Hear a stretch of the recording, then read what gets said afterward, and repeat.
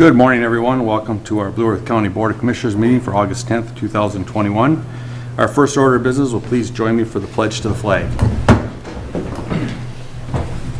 I pledge allegiance to the flag of the United States of America and to the republic for which it stands, one nation, under God, indivisible, with liberty and justice for all.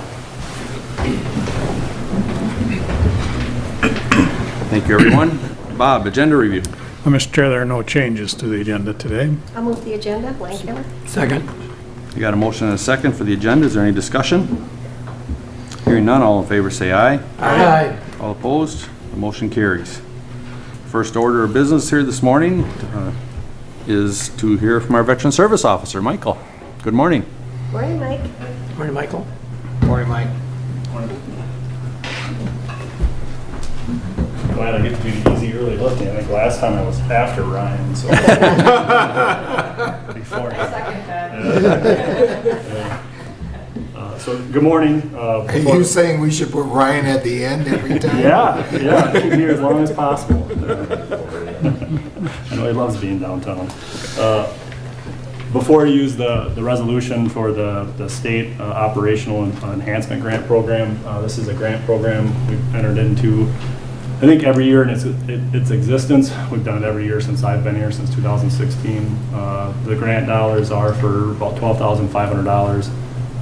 Those funds are used in a variety of ways, or can be used in a variety of ways. It definitely is an enhancement grant, so the state gives us a lot of flexibility to kind of use those funds throughout the years to help with office technology, with continuing education as laws and policies change, so our staff can be abreast with the current benefits and what's going on for our vets in the community. We've also used it too in the past. You may have heard on the radio this year, we had some advertisement going on there. It was us, Faribault County, and Waseca. That was part of those state dollars to get the word out there. Coming out of COVID, it was nice to have an opportunity to remind folks that we exist and we're here to help, and things have changed, and to contact us. I really kind of did see just a flow with office traffic coming back in after the restrictions opening up on COVID, and that messaging, I think it was good timing. So in the future, upcoming year, the grant cycle actually goes from July 1st through June 30th of 2022. So with this resolution, it will actually be backdated as far as any expenditures to the 1st. We have time, it's 60 days into the calendar year. But we'll be using it for similar purposes, outreach, improvement capabilities, anything we can do for laptops and being able to get back out in the nursing homes, back in homes with people who can't come in to get us. And then with the federal law changes that are coming up here this year and already starting this year, to make sure we understand how to get folks and access and touch those benefits. So we've used the grant dollars, all of them, every year since I've been here. Like I said, we haven't sent any money back. If they're not expended at the end of the grant cycle for the allowed purposes, then you have to refund the state that money. But we've been fortunate enough to find good use for it in the community and for our constituents. So I would recommend approval this year, and that'll give me the go-ahead to enter into that grant with the state. Move to approve. Second that. Got a motion and a second. Discussion, questions, comments? This is something that, it helps our veterans across the county and actually across the southern Minnesota area, because as many of us know that different veterans come to different officers. They're not all coming just from Blue Earth County, but they're coming from Le Sueur, Nicollet, Waseca, a lot of different counties are coming in. And anytime we can help our veterans, being at anything, even from a billboard to the iPads or something, it's just a positive thing, and I appreciate you putting in for the grant. Sure. And on that, with our license center being open and during the pandemic and kind of leading the charge on that, we've had a lot of veterans come from other counties just to access that license center. And so when they needed documentation to get that veteran identification on their driver's license, part of the credentialing we got to have access to pull from different counties, different states, their records came from that state. It was nice to have our license center folks upstairs kind of leading the way for surrounding counties, and it also brought us some extra business, and we were able to help folks from other counties that just happened to be using our license center. So And you guys' commercial is really good. I like the fact that you had a couple other counties, and it's a very well done commercial. Good job. Great job. Comments? Seeing none, I got a motion and a second for the operational enhancement grant. All in favor say aye. Aye. All opposed? The motion carries. Mr. Chair, before Mike leaves, at NACO, he did a presentation on how they're trying to get federal funds. Mike doesn't not going to do this, but could you just talk a little bit about that and where it is right now? Sure. So the grant before us is state funding for county veteran service officers. Since we work predominantly in the federal world, I mean, we operate federal systems, we're helping essentially veterans or former federal employees. Currently, counties that fill this capacity, which is in about 36 states, some states don't do it at the county level. They have state reps that cover like 3 counties and regions, like Missouri has them, Utah, Wyoming. The federal government provides no funding or assistance to keep us trained in their systems, even though they refer people to our offices to access their benefits. And one example I give is for healthcare enrollment in the federal VA system. Veterans from all over will go to the federal clinic in town here and then get sent to a county office to get help enrolling and applying for federal benefits. And there's no funding source or support from the federal government. So the Commitment to Veteran Support and Outreach, conveniently acronymed Cbso Act, is before Congress again this session. It was introduced last session. It's in the House and the Senate, and it would do a pilot program to essentially enhance that relationship between counties and federal governments via the state in there. So we're all kind of force multipliers and working together and trying to make those counties that don't necessarily have adequate funding. That's not the case with us. I appreciate the resources and services we have, but there's disparity from county to county, state to state that you go in. So Representative Levin out of California is the author on that, and then the Senate, it's Senator Tammy Baldwin out of Wisconsin. So bipartisan support, and hopefully we can get it through this session. That's exciting. Mike's been the lead on this nationally, so Thank you for that. I really appreciate that. Yeah, because I think the service we get in Blue Earth County, or the service I like to think we offer, it should be the same whether you're in Mississippi or North Carolina when you're talking to veterans that serve their country and are coming home to their community and looking for assistance. So there should be, I think, a standard there. So I think we have it. Good. Thank you. And we agree with you, Michael. Thanks, Mike. Thank you. All right, next thing on our agenda is some audit adjustments with Lisa. Good morning, Lisa. Morning, Lisa. This is one of my favorite times to come visit you all because it means that the audit is complete and our comprehensive annual financial report is on our website, available to be viewed. So this is something that we go through every year, just some cleanup items. In front of you, we first have operating transfers. These are the actual transfers amounts between funds. Transfers allow the county to allocate financial resources to the funds that actually receive the benefit from services provided by another fund. Some of these major transfers include the general fund gets transfers in from the landfill for the county oversight of the landfill. That includes some staff from environmental services, or I guess you call it property environmental resources now. I'm still getting used to that. And also some finance staff of the time that we took. We do the receipts for the landfill once a week when they bring them in, because they do not have access to our finance system. And then also the time that we spend on the audit. So we do that at the end of each year. Public Works gets transfers in from the general fund for an abatement program that has been set up a long time ago for Victory Drive, and I believe that's almost coming to an end here. We did that for quite a few years.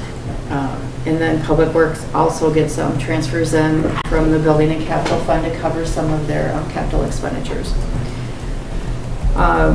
And most of these are, budgeted, but it is required that the board approves these actual operating transfer amounts. So that's the first item that we have. Okay, do I have a motion to accept the operating transfers for 2020? So moved. Second? Mark and Colleen, thank you.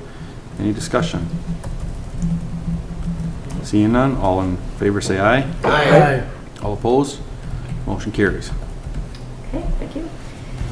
Next, we have our budget adjustments. So the board approves the budget, the December, the year before each year. And then during the year, because the circumstances do change with the actual amounts, we do budget adjustments. We've summarized these budget adjustments into the 3 different areas. The revenue and expenditures are the 2 that I'll start with. So the major changes in the revenue that you can see on the attached is the public works. We did a reduction of revenue by $13 million. Ryan and I had talked about this at the end of 2020 because there was a delay in the Casad 1 turnback. So the revenue was not received yet. And then on the expenditure side, you can see that Public Works had a reduction kind of to offset that of expenditures of $11 million for that same project. And the reason why the revenue is $2 million more is because we actually get turned back funds before we do the project. And so obviously there was some expenditures that were going to be into the next year. So those are kind of the major changes in revenue and expenditure budget. Okay. Do I have a motion to accept the revenue and expenditure budget? Second. Got a motion and a second. Any discussion? All in favor say aye. Aye. All opposed? Motion carries for the revenue and expenditure budget for 2020. And the last item is to change, or the changes in the other financing sources and uses, which were budgeted.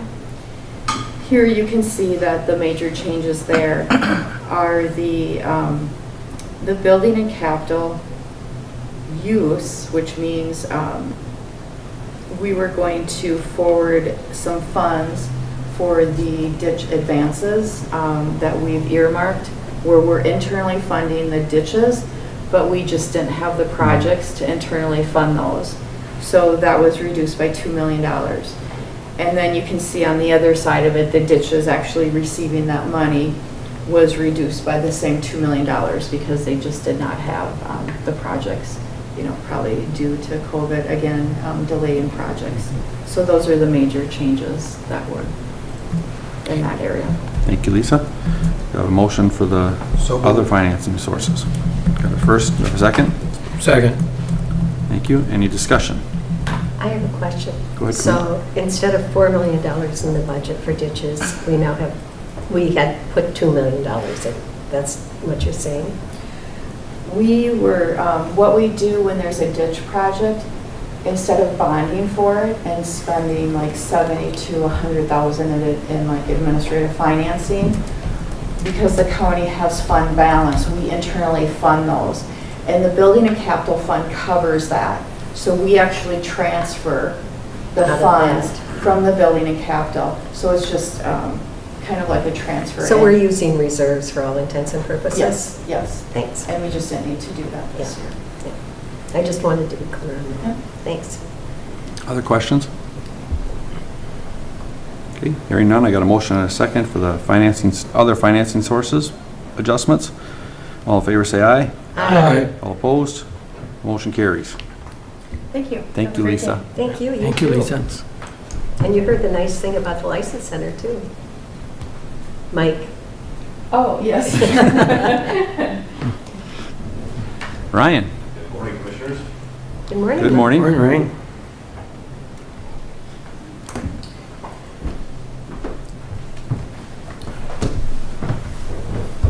Well, I have a relatively short action items agenda, but a lot of information, so I'll start by passing out our first action item, which is consideration of bids for state aid project 007610-010,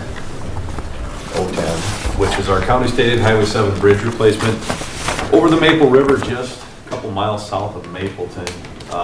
This project is one, as you may recall, this bridge has been on the shelf since 2012, and it hasn't been eligible for funding replacement. It became eligible a few years ago and has been sitting on the state bridge replacement list, waiting for funding.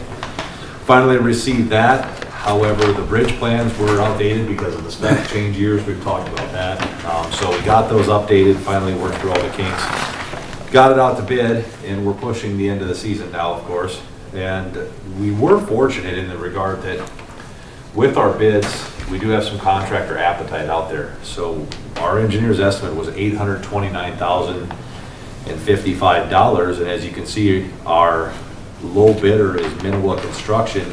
Total bid amount $743,330.20, which is 10.34% under estimate.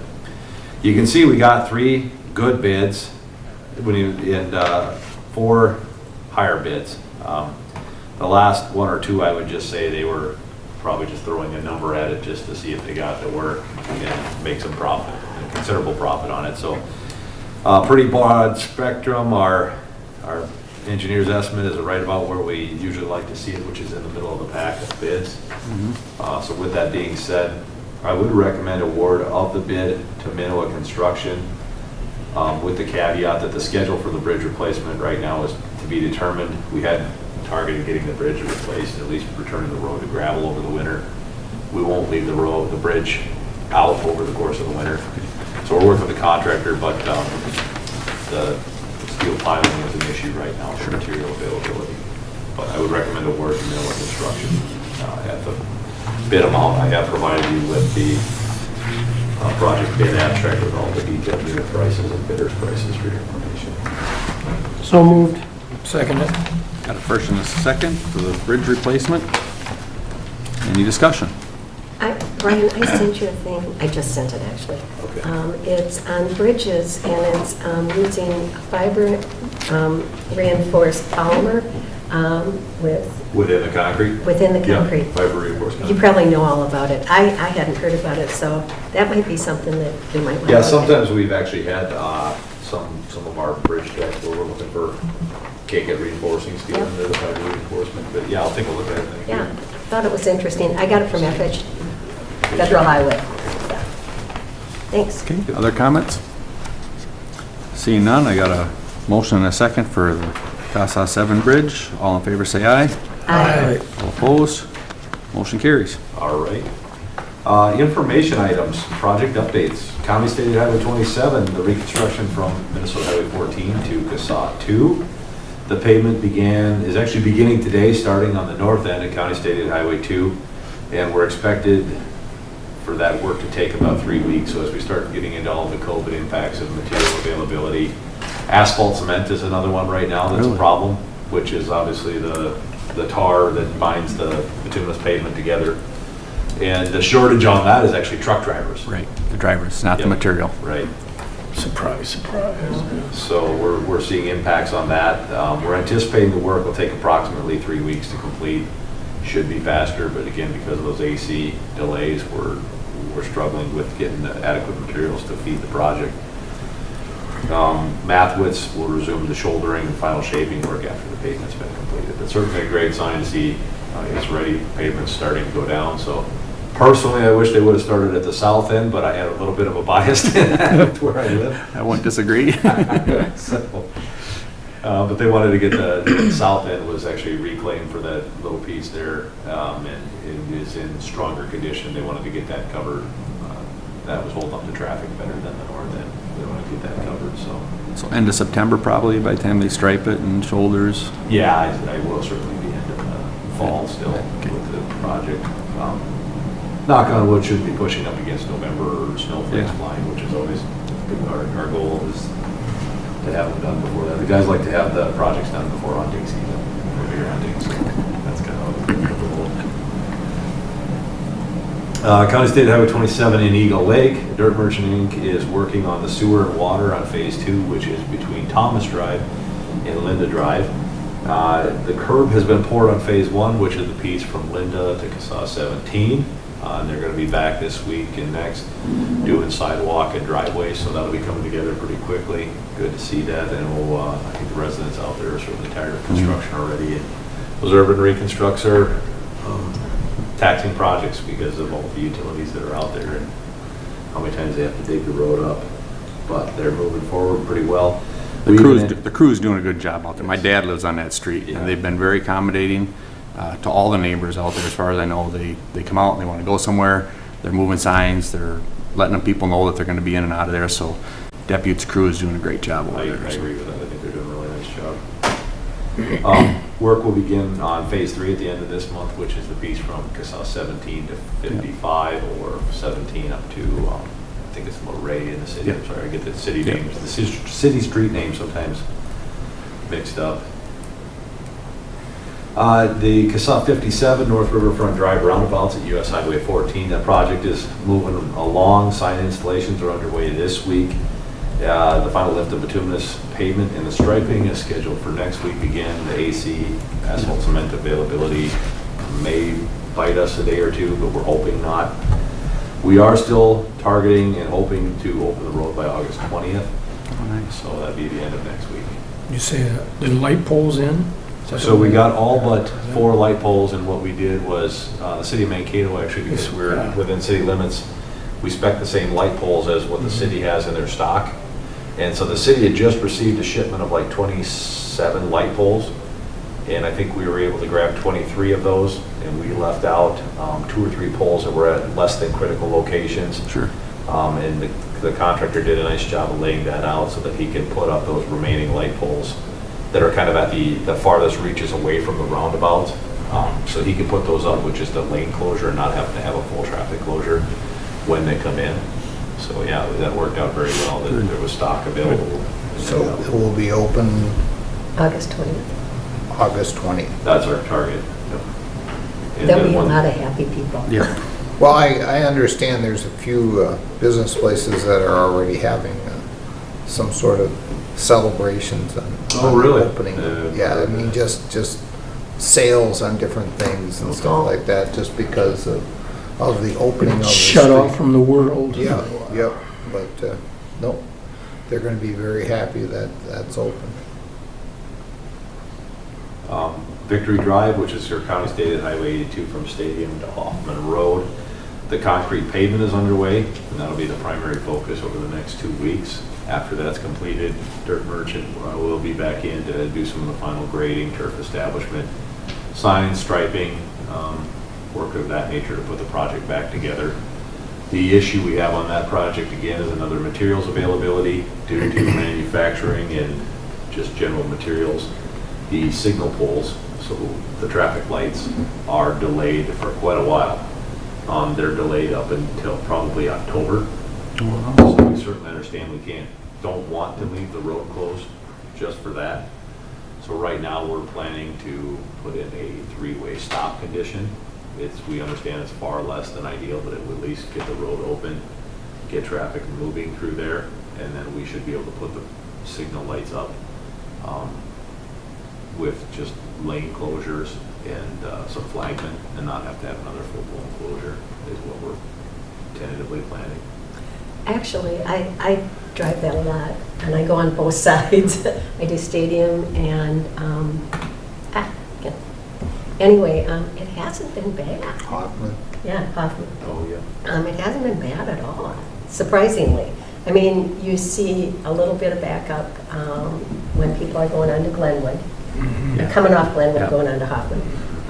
But it hasn't. I mean, It's good to hear. everything's ripped up by me, so I live on the top of Yeah. Warren, yeah. But personally, it hasn't been bad. Good. Good to hear. That's our goal. Yeah, really Um, hasn't. So yeah, we know the 3-way will be certainly delays during peak times, but it'll at least enable us to get the road open. We did look at temporary signals, but I think with the 3-sided configuration, they won't work properly. Yeah. They're very expensive to utilize, so a 3-way stop will be an interim measure that we're gonna have to employ, so.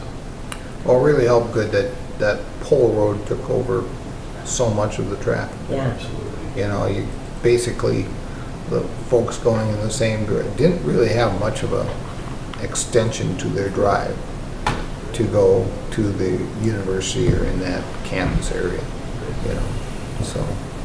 Well, and the other nice thing is the campus hasn't been up and running for all intents and purposes. They're starting to come back now. CSA 1 from 9 to 90, that project is kicking off and underway. The tree clearing is near completion, so it's starting to look drastically different. Mathwitz is also working on the south end of the project near CSA 9. We are going to be closing CSA 9 intersection with 1 later this week. I think the press release that was just released stated Thursday, and that'll be closed for approximately 3 weeks to complete the realignment work of that intersection. The soil mill walls are also scheduled to begin in the next week or two, and those will be the primary work objectives for the retaining wall work. So we're excited. That's a very specialized construction type. The crew that's doing it is actually out of Colorado. Really? Their main office, but they're kind of travel nationwide and specialize in that type of construction. So they're the same crew that did the wall and slope stabilization up by Minneopa Park off of our CSA 69 for the railroad. So bridge replacements, the CSA 7 bridge we've talked about. We are updating plans for the County State Highway 40 and County Road 151 bridges. Again, same thing, outdated specs, and we'll evaluate when those are ready, what the optimal bidding cycle is. The County Road 169 bridge plans are already completed, ready to go, but given some of the material questionable nature right now, I don't know if we see benefit in bidding those projects if we begin construction. We would still like to start 151 and we will own the stormwater line going out, and then we would have, we're still kind of feeling that out of where that threshold would be for us to cost participate in future repairs or cleaning or things like that. It would be based on how much water each into that pond. So respectively, we put a pretty small share in compared to the school site, what that will generate.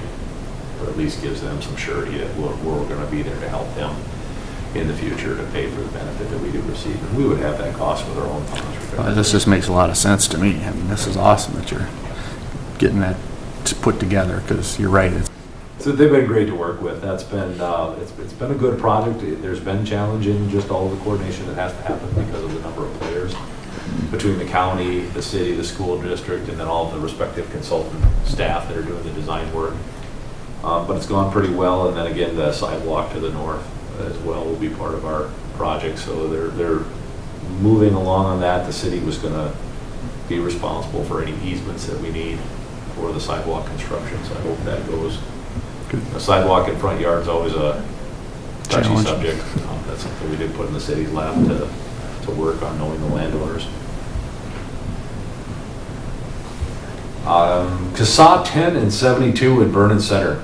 So this is a project that's been in our capital plan and was actually supposed to have been done a couple of years ago. And as you may recall, the city was delayed in getting the projected USDA funding to really help with the lion's share of their project. They did receive that. They're moving forward in design and intend to reconstruct CSA 10 and CSA 72, 3 blocks of CSA 72 in Vernon Center next year. So they're just beginning design on that and working through that. We did have a meeting with the city, and then a subsequent meeting actually with the city and some of the landowners along the stretch of CSA 72 that's Main Street. So as Mayor may not recall, the County State Highway 72 actually does a loop in town, and it goes on Main Street east for 2 blocks, east of Highway 22 for 2 blocks, goes south a block on East Street, and then goes back west of Highway 22 for 2 blocks on Kendall Street. Kendall Street was reconstructed in 2015, so the piece of East Street and the block of East Street, the 2 blocks of Main Street are CSA 72. The 2 blocks of Main Street are incredibly wide pavement right now. They're like 53 or 54 feet wide, which is a huge section. It puts the sidewalk all the way up almost to the doorsteps of the buildings. So when we did meet with the city, we talked about the fact that achieving ADA compliance with that wide of a road is nearly impossible because you don't have any play to adjust your grades and make things handicap accessible, which is a requirement for us. If we're going to build these projects and we're going to put in sidewalk, it has to be compliant. So we did agree on a theoretical, and we subsequently met with the businesses out there, and Commissioner Papp was there as well. I appreciate your attendance and the support at that meeting. And with that, we came to a determination that the block, the westernmost block, which is in front of the lumberyard, would be built to a 44-foot wide section, so it'd be a 12-foot driving lane and 10-foot parking, and that would facilitate the lumberyard's operations, because they basically park the semis in the middle of the road and unload them with a forklift there. Then the eastern block would be built at 40-foot wide. So I think we achieved pretty good consensus at that meeting, and they were able to answer a lot of project-related questions. We'll be seeing some more finalized design as I get more information on that. I'll bring it forward to the board. I think some of the project open house meetings may have already happened. There may be subsequent. I'll let you know if they do have those. Again, we'll be running most of that project through the cities and as consultant engineer, because our project is really a smaller fraction of the total project that they're going to be doing. And given our workload, it made more sense just to let them do these because of the utility work, etc.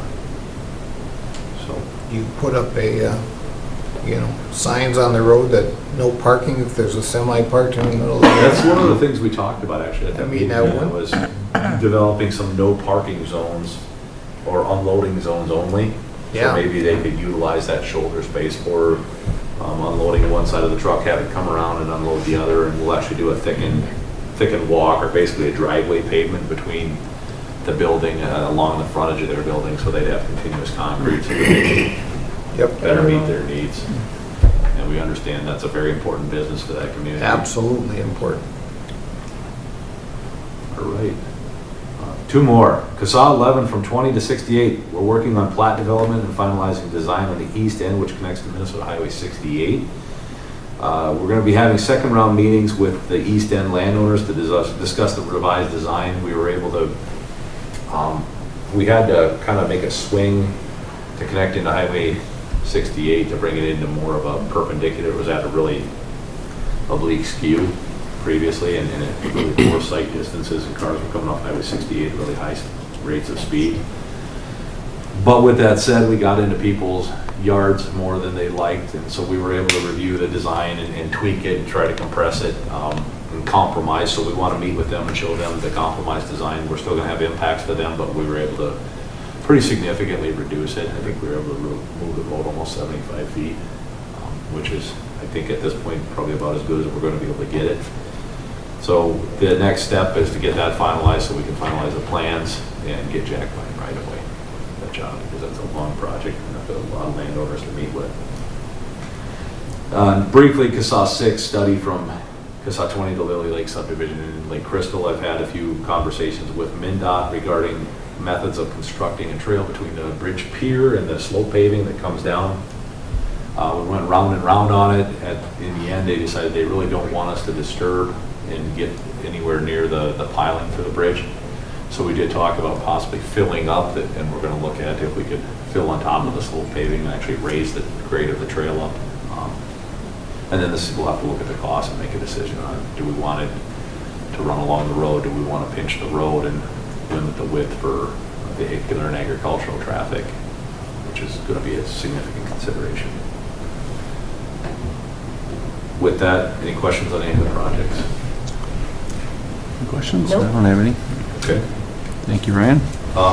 If I keep moving on then, the maintenance activity updates, the first round of maintenance striping has been completed. Crews will be back in mid-September for the next round, and they'll be mobilizing 2 to 3 times into the county, just as it follows our routine maintenance activities. Staff are beginning to gravel road resurfacing. That'll be with Max Johnson Trucking, who is our gravel hauling contractor for the year. So that work will be taking place out on our gravel roads. Staff is continuing to work on mowing out the southern third of the county. Seal coating work has been completed. They'll be fog sealing some of those roads, which is that black lift over the top, and what that does is helps lock in that aggregate and also provides a more distinct visibility for the new striping that goes down.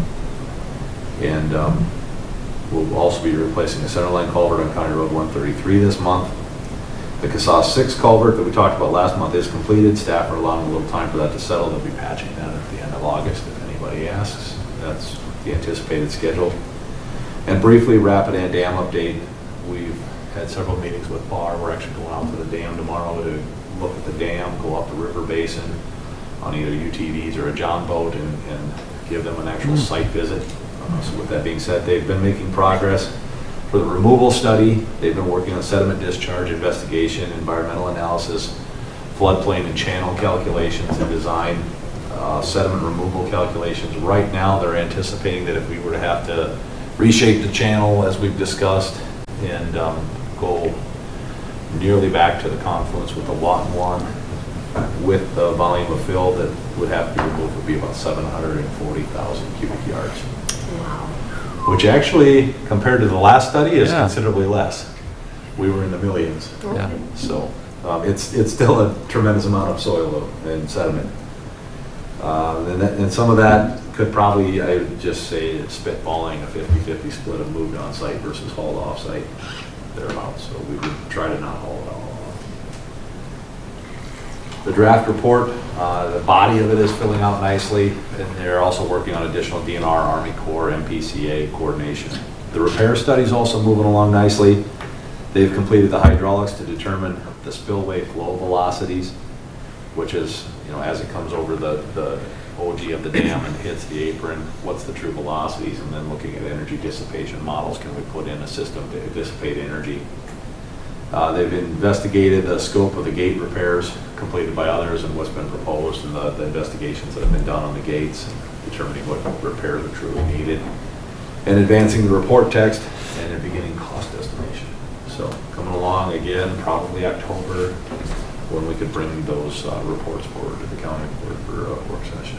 Is the water down far enough that they can do some repair on that at this time? I mean, since we're having this drought, and that we've had problems with repairing that for over the years because of the high water. Right.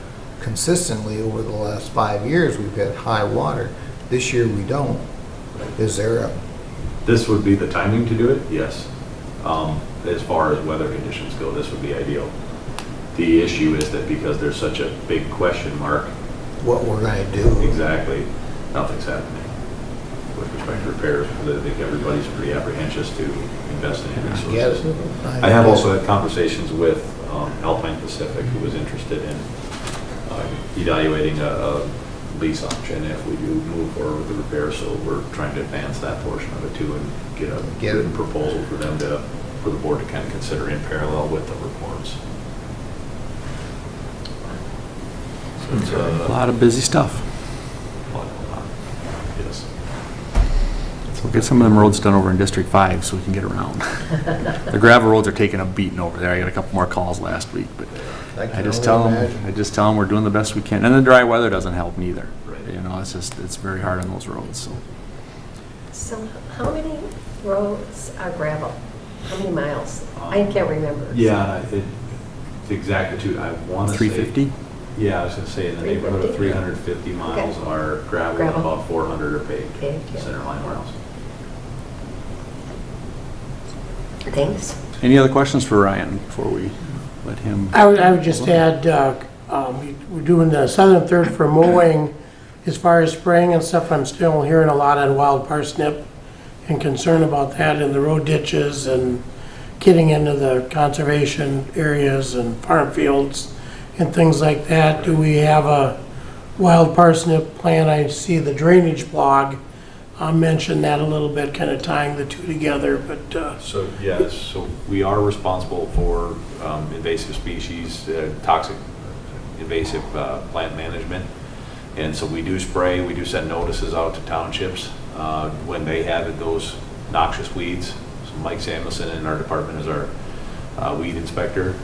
So with that being said, if there are locations that maybe we aren't aware of, if you wouldn't mind kicking us an email, I can certainly get Mike to go take a look at those and get notice out to the right people if it's not on county road right away. Yeah, if they could be emailed or the top of the roads off the top of your head, I can jot them down too, but I'm not I sure. just noticed on the drainage blog that came out this week that the county sent out that they really recommended spraying them versus the safety as the factor if for mowing and stuff like that. Not be mowing, to be doing more spraying is Right. what they recommended, so I'll get that to you. Okay, thank you. We're gonna take care of it. All right. Thank you, Ryan. All right, thank you. Before we thanks. leave, Oh. I know we got this thing on Cbso 12. Yes, I'm sorry, I forgot to mention that. Yeah. Thank you for Okay. bringing it up. I was just curious, I know we're going to do a flyover of the county. How does that fit into this? And That's- Mike's here, so I can ask both of you. Yeah, I don't, this is for the reconstruction project of County State Highway 12. Yep, but you're going to go out and We're gonna have the do meeting at the surveys. airport. Okay. Yeah, and the surveys we do are gonna be topographical surveys for the construction project, which Okay. is going out and tying in foam pedestals, septic mounds, wells, Okay. trees.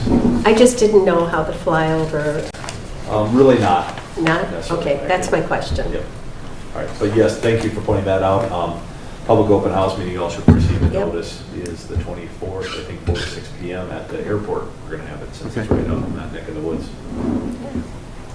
And that's for next year, right? The Yep. the airport road. Yep, and the city is planning the air show. They have a bid in to try to get the Blue Angels back. The 23rd, 23. 2023. Yeah. Yep. They're real nervous, the airport Yeah. commission. They want to make sure it's done next year, so they don't have any problem. All right. Thank you very much. All right. Thanks, Ryan. Thanks, Ryan. Thanks, Ryan. All right, we'll move on to our next item, Property Environmental Services. Michael. Good morning. Good morning. Morning, Michael. For the record, Michael Stolberger, Director of Property and Environmental Resources. Hope you're all doing well today. Yep. I have 3 separate items for you, coming from different divisions in our department, and so I will just dive into the first one if that's okay. Yep. First one is a request for us to be able to submit an application for a Board of Water and Soil Resources grant. They have opened up a fair amount of funding as part of the state's 2-year budget deal, and we wanted to be able to apply for some of that specifically related to water quality and well sealing. This would be in addition to our county's locally funded program that we've been doing now. It was shared with me, Tim Grant shared with me, we've been doing that for almost 30 years now. Isn't that crazy? 1,300 wells we've worked on locally, almost $400,000 invested in that, and so this would be additional funding for us to do that. It would be a local option, a local match for the property owners. With the ability, what's nice about this one is that if we do have some very strategic or critical wells to seal, we can use full funding from the state for it instead of it being a property owner match, which really helps. Like in our La Hillier area and whatnot, where we have some very critical wells that property owners may not be able to seal with their own funding. So what we would like to do is submit a request for funding. It'll be a competitive bid, so we're not sure if we would get it, but we would be requesting anywhere from $30,000 to $50,000. That would be a 2-year grant program. We would request an amount that we would actually be able to distribute. We, of course, don't want to collect more than our staff can actually work with. But every indication, all of our local funding gets used up every year. The board authorizes about $9,000 annually, and we have folks waiting year after year for that. So indications tell us that the money would be well spent in our community to seal some of those wells. And so just as part of our grant policy, we wanted the board approval in order to dedicate staff resources to that activity. Make that motion. I'll second it. Got a first and a second for the well sealing application. Any questions or comments? I do have a question. In talking to another county, they required 3 bids. And what, do we do that? I'm hoping we don't. Yeah, for our well, we actually don't have a lot of well contractors remaining. Tim has shared that with me on numerous occasions that one of our biggest holdups is the fact that contractors just are too busy right now to seal wells. So he's got his set of folks that he works with on a regular basis. He knows what the market is for that sort of activity, and so we just bid out through that directly with the individual that can do it. I think that's good because the county I was talking to, they make people get 3 bids, they take the low bid, and sometimes those aren't good contractors. So I'm pleased to hear that we're not doing that. Exactly, yeah. When we can get a property owner engaged in that and we can get a contractor who's willing to go out there, we like to move forward on that pretty quickly. Yeah. Other questions? Okay, got a motion and a second for the 21 well sealing application. All in favor say aye. Aye. All opposed? Motion carries. All right. Item number 2 then would be approval of a contract for the aerial imagery. We talked about that just a little bit earlier. This would actually be a contract through the Cbso, which is a consortium where we purchase quite a bit of county technology. That allows us to leverage the statewide contract on it and get some savings there. What we're looking at here is an update to our aerial imagery. As you're familiar, Blue Earth County flies the county, and we do 2 different types of photography or imagery. One is the obliques, which would give us that low angle side view of properties. And then we also do orthogonal or the overhead flight. We would be doing this in partnership with the city of Mankato and Maple. They actually fly at a higher resolution all of Mankato and most of that northeastern part of the county as part of that development region. So this would be the remainder of the county. Its flight resolution quality would be the same as what we've had in the past. So we would be continuing to use that same technology at that same resolution. This price for the 2022 flight, which is a 3-year price, we divided up into 3 annual payments, would be $97,980. The way that this company, Pictometry, also known as Eagle View, the way that they package that is they also give us that same rate, or they'll lock in a rate for the second flight in 2025. However, Cbso's contract allows us to renegotiate that or opt out of that at a later date. So we can lock in this year's at $97,800, and then they would also honor that rate for the next flight in 2025.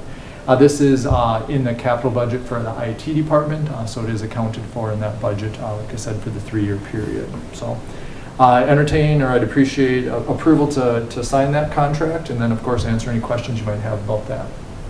Thank you, Michael. Move to approve. Also move the, Second. Mark, we got a first already. You want to second it, Mark? oh, I didn't hear you say that. Second. Vance. All right, we got a motion and a second. Is there any discussion?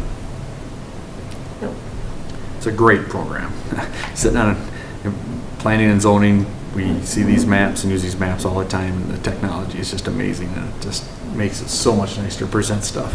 Absolutely, yes, and it's become quite a saver for us with our COVID response as well. It allowed the appraisers to do some review in advance of the home so that they could limit their time out in the field with the property owners. So it's a great resource, and if we didn't approve it, our public would definitely be calling us wondering what was happening with the photos. That's one of our most used features on our website for sure. It's also a huge benefit for law enforcement. Absolutely, yeah. We work very closely with dispatch to make sure that it's presented in a way for them to be able to go around the home as they're sending out our deputies and other law enforcement. Yep. So we work really well with them. And to maybe answer your question, Commissioner Landcamer, it is different than a survey or whatnot, but it does provide that foundation for so many of our departments. I mean, I know Highway looks at it just to orientate the property owners to sites. Drainage uses it all the time. Sheriff's Office, all of our departments do touch that technology. Human Services does it on some of their property lookups that they're doing for financial assistance and whatnot. So, great resource. Okay, other questions or comments? Okay, I got a motion and a second for the aerial photography contract. All in favor say aye. Aye. All opposed? Motion carries. All right, the last of 3 items then is going to be our most detailed. This is something that we have visited at previous work sessions, and I believe also even on county board. So I will keep it higher level, but of course can go to any level of detail that you'd like us to do. But what I'm bringing forward with this last item for you is the recycling services agreement. So that's how we're referring to it generally. As you're well aware, Blue Earth County has provided for quite some time no-cost recycling services for all residents in Blue Earth County and all businesses for the recycling materials they produce in Blue Earth County. For the last several years, this was provided through an agreement with Waste Management of Minnesota, and they were an all-in-one sort of service for us, collection location, transfer to a processing center, and all responsibility for the processing of those recyclable materials. That was at a flat rate of about $16,000 monthly, or just under $200,000 for the year. That contract expired end of June of this last year, and we've been operating on a month-to-month basis as we've worked through the final negotiations on the current agreement that I'm presenting to you. Earlier in this year, late last year, Waste Management informed us that they were not going to be able to honor that contract any longer due to some pretty significant changes in the recycling markets. We've talked about that, how the recycling market, the commodity market, has seen quite a bit of variability and fluctuation with the pricing of those materials. Due to some worldwide impacts and effects. And so Waste Management was saying that they could not absorb all of the risk that they were seeing under the all-in-one contract unless they saw a very significant increase. I think I shared with you at the time it was over doubling of that annual rate is what they expected in order to continue under that arrangement. That wasn't acceptable to us, and so we continued to negotiate with them to get a better understanding of what their concerns were. And so as we were able to kind of boil that down, it really came down to the risk of the market. And so the county, from our department's perspective, was willing to take on some of that risk. And actually, we're going to end up taking on all of the risk under the arrangement we're presenting to you for a couple of reasons. Keeps the price more effective or cost effective for us.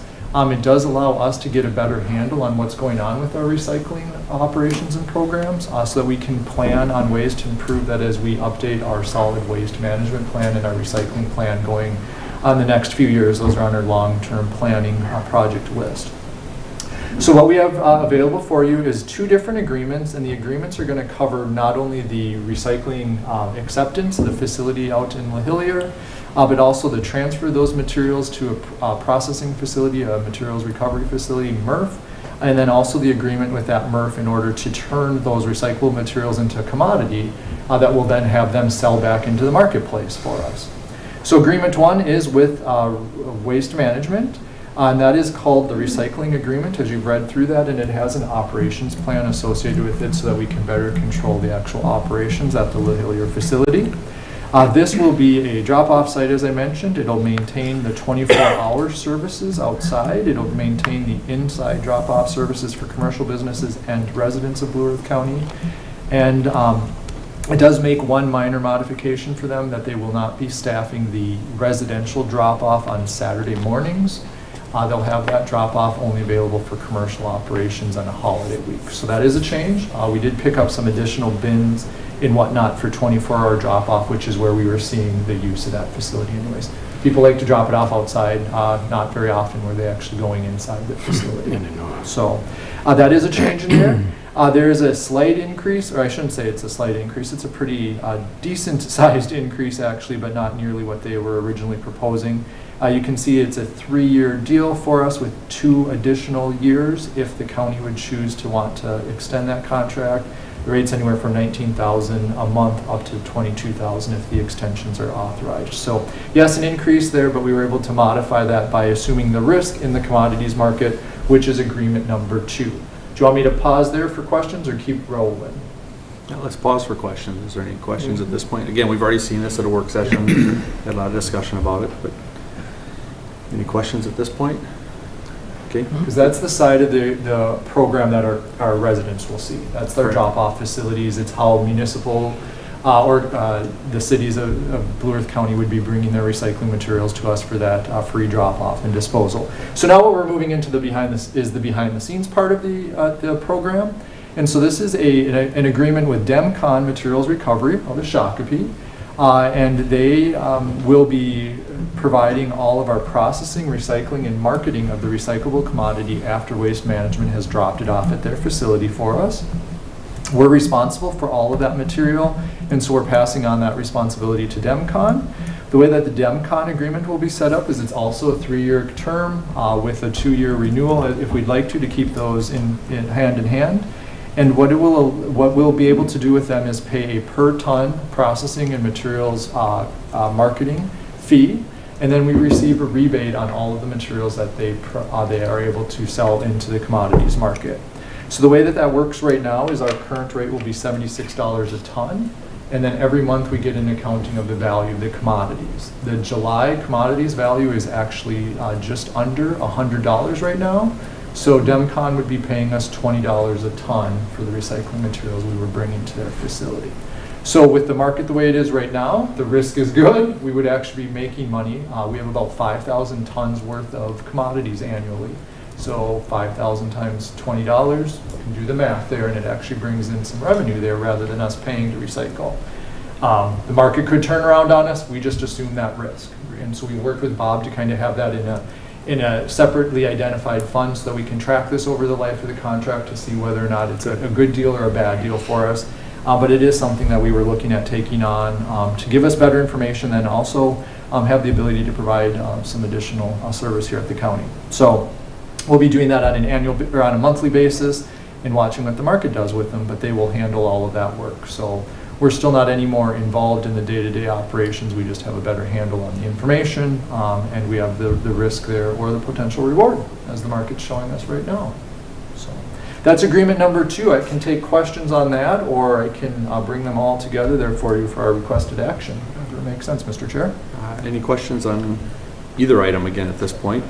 Just to clarify for me, so we're actually not, we'll just have different people doing different sections of it. We're not going to have our staff doing anything different than they are right now. Yeah, exactly right. The only change for our staff is that they will now be getting monthly information that'll say, well, this is the tonnage, this is the type of material, and that information is going to be very helpful for us, as I said, as we try to figure out what our recycling program of the future needs to look like. Because with the commodity market changes, we just have behavioral changes out there and what folks are doing in terms of recycling, what they want to do in terms of recycling. And so this will give us much better information. As we've worked through this process, seeing those monthly reports that we can get related to our actual recyclable materials is amazing. The amount of residuals or garbage that people put in their recycling, we'll get that information now. And in the past, we were blind to it because waste management was doing all of that and taking all of that responsibility. Thank you. That's a good thing. Yeah, to get, yeah. All right, so at this time, we will start with the approval of the following agreements for the recycling agreement, the operations part of it with waste management, and we will do the recycling service agreement with Demcon materials at the same time. So I have a motion for those two contracts. Both. Got a first, have a second? Second. Any other discussion or questions? Hearing none, all in favor say aye. Aye. All opposed? Motion carries. Now we will move on to the authorization to let the city administrator and the Environmental Resources Department Director execute and administer these contracts. And to provide a little bit more context for you on that, because the recycling market changes on a monthly basis, we might find it beneficial to not bring our materials to Demcon for that month. And we're not under an obligation to bring them tonnage, it's just whatever tonnage we bring them, they're going to charge us $76 and give us a rebate. So what this gives us is a little bit of flexibility if the market would take a big turn and we want to go to another facility in the metro, that would allow Bob or myself to be able to modify the agreement and tell Waste Management, which is under the contract right now, we can say drive it to a different facility and we'll use that facility for 1 month. It also will give us coverage. Demcon, will knock on wood for them, has been very fortunate to not have any downtime related to like fires, which are a big deal at MRFs and whatnot, where we might need to be able to respond pretty quickly to saying we can't stack up our material, it needs to go somewhere. So this gives us a little bit of flexibility. It's something that we did with our Ponderosa contracts with cell construction, just needing to be able to change to that on a moment's notice. This gives us some authority over.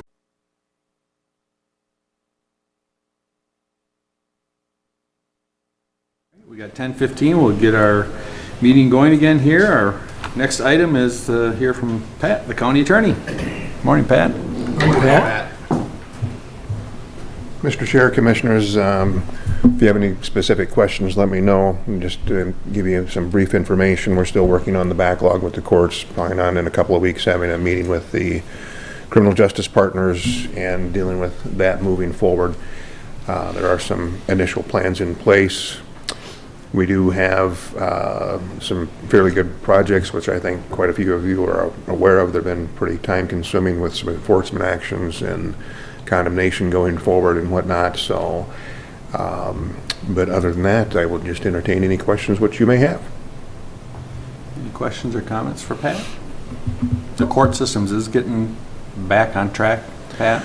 For the most part, they're having a few more in-person hearings, and that's, some of it is up to the individual judges, but the backlog, the way things stand now, if we continue at this rate, and our county, our district is in very good shape compared to many other districts and counties within the state, because we've been pushing through this entire time many of these cases, and if we can on average dispose of 20 cases a month more than what we normally do, which isn't a large number, then we should be caught up by June of 2023 is what they're estimating. So, and I think that with the rate that we're going and what we're doing, and I just had a conversation with one of the judges last week, because right now from the major case backlog is a little over 200, and those are the most time-consuming cases. So each judge has about 50 or so. With the pandemic and other lack of resources, for example, our drug court, the numbers are down. And my suggestion was to the judge, then every judge should pull out of that 200 cases all the controlled substance crimes and set them all on for one day.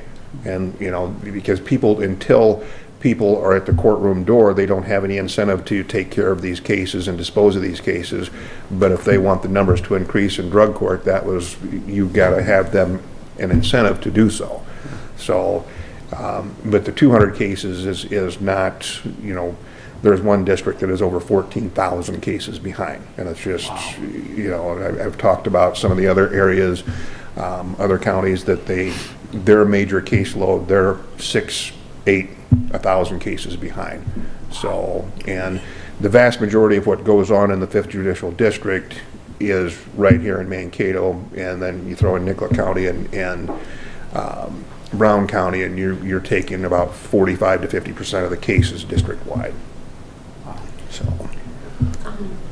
This probably isn't part of your report, but I just thought I'd ask a question. I saw that we're going to get another judge allocated here. And is there a time frame on that? The application process has already started. They're hoping to have somebody up and going sooner rather than later, for sure by the end of the year. I was just curious, yeah. Nice. Right, and that's based upon there's been enough judges in this district for quite some time, and it's been going on for years that they've had more than a 5-judge need. That's why we've had visiting judges and senior judges filling in. But there were enough judges in the district, but not always. You can't get judges to say, well, I'll come help out for a while instead of stay here in whatever county. So I think it's a good thing. I was just curious. Yeah. You know, it's always a big deal. At least I remember it being a big deal if you get another judge. So, are you seeing like a surge of violent crimes, or?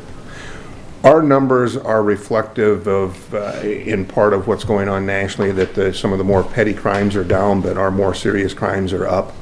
And I know the drug task force is, investigating 2, if not 3 more of the overdose death cases, which are time-consuming for our office as well. But no, we are seeing that surge in the more violent crimes as well. And when it comes to traffic, are you seeing the increase of the high speeds? We've seen that plenty locally as well. And some of our misdemeanor crimes, the traffic seems to be up, and especially the DWIs. We had 4 and 5 in one weekend a couple weekends ago, and we're still in the 100 deadliest days of summer. But and then there's another person in detox from a DWI from last night. So I mean, the numbers just keep increasing in that area. So, but those traffic offenses and some of the misdemeanor traffic offenses have increased. But some of the other, I'm waiting to see how things turn out, because we didn't hardly have anybody on campus at MSU. I'm not saying that, but when you add 14,000 full-time students into the mix, that's just, human services will see the numbers, we'll see the numbers, other areas will see the numbers, and it'll just be interesting once campus gets going again this year to see how things progress. I noticed there was, in the paper this morning, there was a DWI happened after an arrest of like a .46. Yep. That's an amazing high. I don't believe in my career I ever had one that high. I had some high, but not that high. And that's... My person was a 5.2 that I dealt with years ago. And so, but yes, that's extremely high. That's extreme. I drove to Marcel, Minnesota last week, and everybody passed me. Everybody. The whole way up. we gotta get you a better car. I was just shocked because... Consider the Levita convertibles. No, I actually had Jack's car. Jack, well, that's but sufficient. the speeds. I mean, were just amazing to me. Right. Yeah. Any And it's not highway like I'm a travel. slow driver. You were going the speed limit, they were still doing that. Well, I was going a little over the speed limit. It's still Well, going well, you past can me. go, you know, you do the 10-mile. And isn't that, I don't think anything about that is legal. across, I wouldn't drive 10. that's not only locally or Before we stop statewide, that's talking. across the country Yeah. this Right. is happening. Yeah, we'll And, get that up. and a lot of them come back to the 2020, the COVID, you know, people being Cooped up. cooped up and they want to get out. And I don't quite understand that logic, but I guess it's there. I was just astounded. Yeah.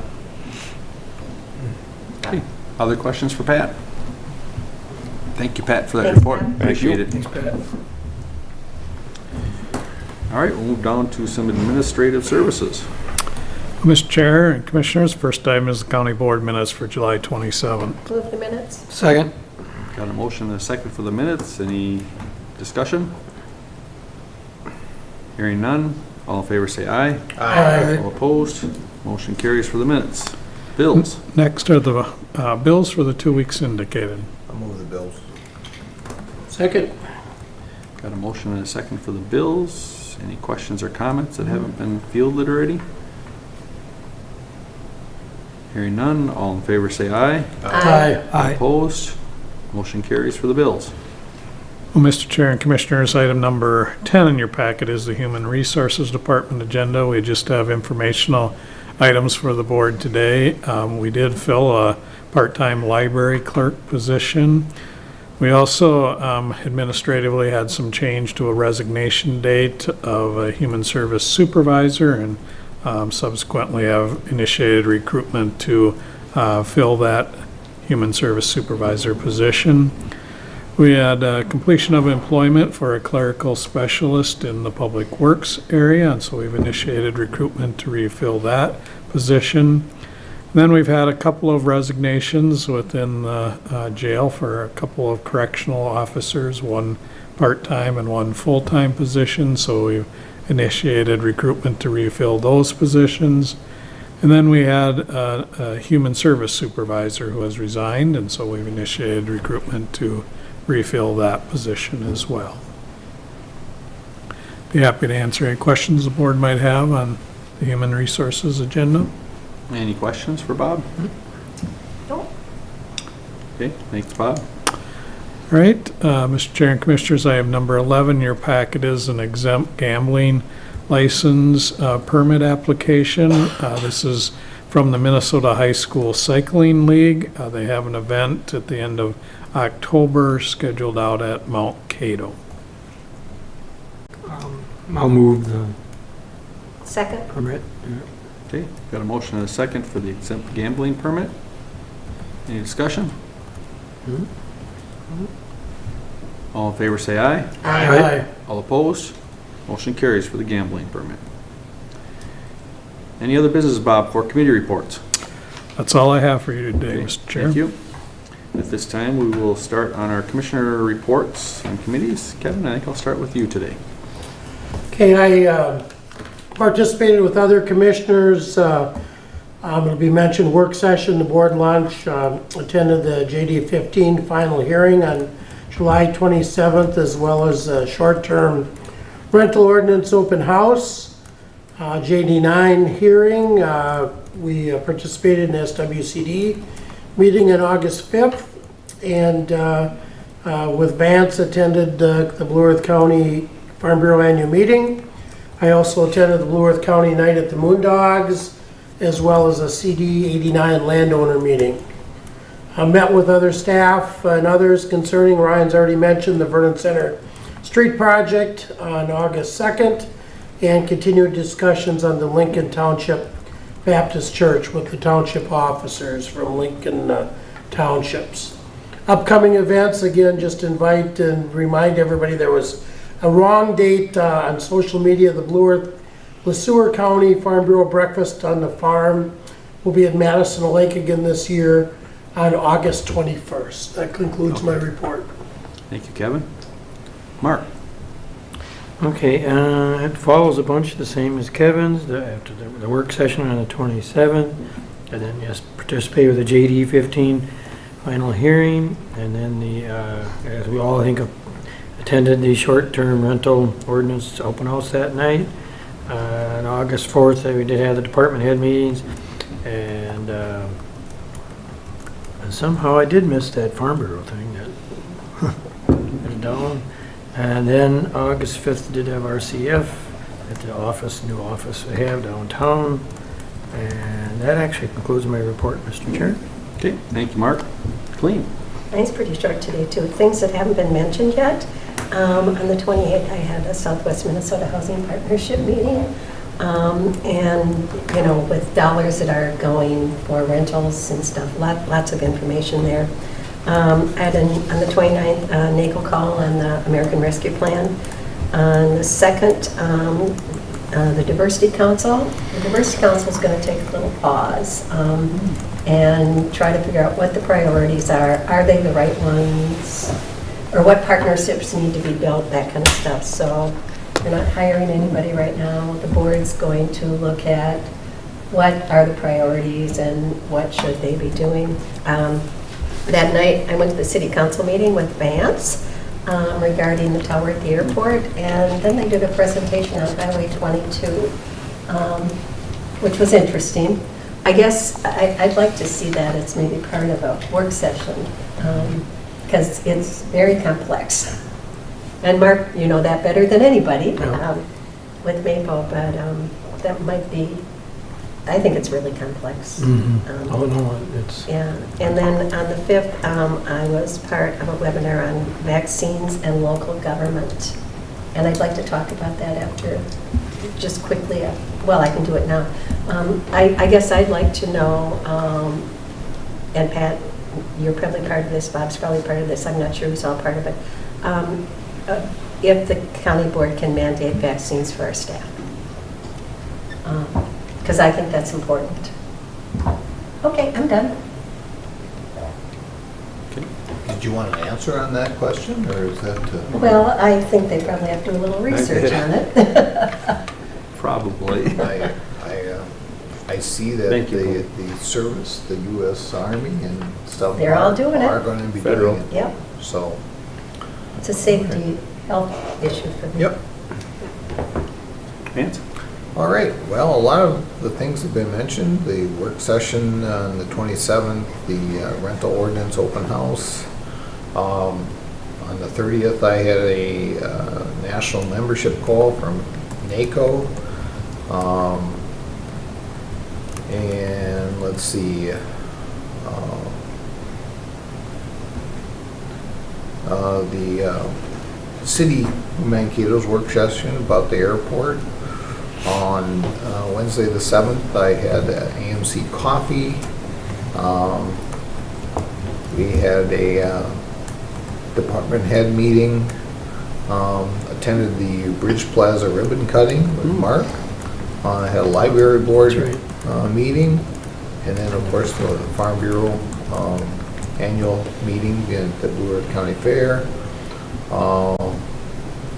Myself and Commissioner Papp attended the energy and climate issues for SMCEC, and talking about electric cars and energy issues across, you know, and there was a lot of legislators, Senator Nick Friends was there, Representative Sue Ackland, Luke Frederick, and Representative Munson was on Zoom. So there was a lot of good information there. And that brings me here, so mine is kind of short too. All right, thank you, Vance. Yeah, most of the items that I was at were already mentioned, the work session, the final hearing for JD 15. Touched a little bit on short-term rental. I think most of us made it through there. Some of the staff made it through there. And from what I understand, I don't think anyone from the public came. We had one person show up from P&Z. But this show ain't over yet, I will guarantee you that. It's just unfortunate we spend all that time and energy trying to get in front of this, and we don't get a good turnout, but we will. We will get the turnout. But we'll try to stay in front of it. We do have another informational meeting planned to talk about it and try to get some more people's input. So, at my MRCI board meeting, everything's kind of same as last month. It's having a hard time finding help. Got plenty of money to hire people, but nobody to come work for us at this point. But they're working diligently to get that done. I was over in Faribault County for a ditch meeting, which Kevin popped in on that for a few minutes, but then I think we lost you. I don't know what happened there, but everything went fine with that. They had several questions about appointing an engineer for that. A very low problematic ditch from what I understand. We got all kinds of money in our half of the ditch. They don't have any money in their half to do the study, but they did approve it and they'll be moving forward with that. Department head was already mentioned. My SECB stuff, I've had several meetings between my legislative meeting and the chairman's meetings. The 403B rewrite, which is coming to an end here. The 15 chapters have been put together. The final right should be out this week. We'll be reviewing that. I'm not over to staff and ask them to help me get some input for that because it's still fairly new to me. Planning and zoning, we had 4 items. 2 were non-eventful. Well, all 4 were non-eventful. 2 of them were Blue Earth County ordinance adjustments, and the other 2 were constituents, but both good projects and easy to get done. And Kevin already reported that we were at SWCD, and they seem to be doing well there, and a lot of things going on with that organization. The meeting went really long. I had to dart out a little early, actually, but they had a lot of stuff to discuss, but a lot of good discussion. So that's my report. If there's no other business or nothing else for the good of the order, I'd entertain a motion to recess to lunch. Second? Got a first and a second to recess. All in favor say aye. Aye. All opposed, motion carries. We are adjourned.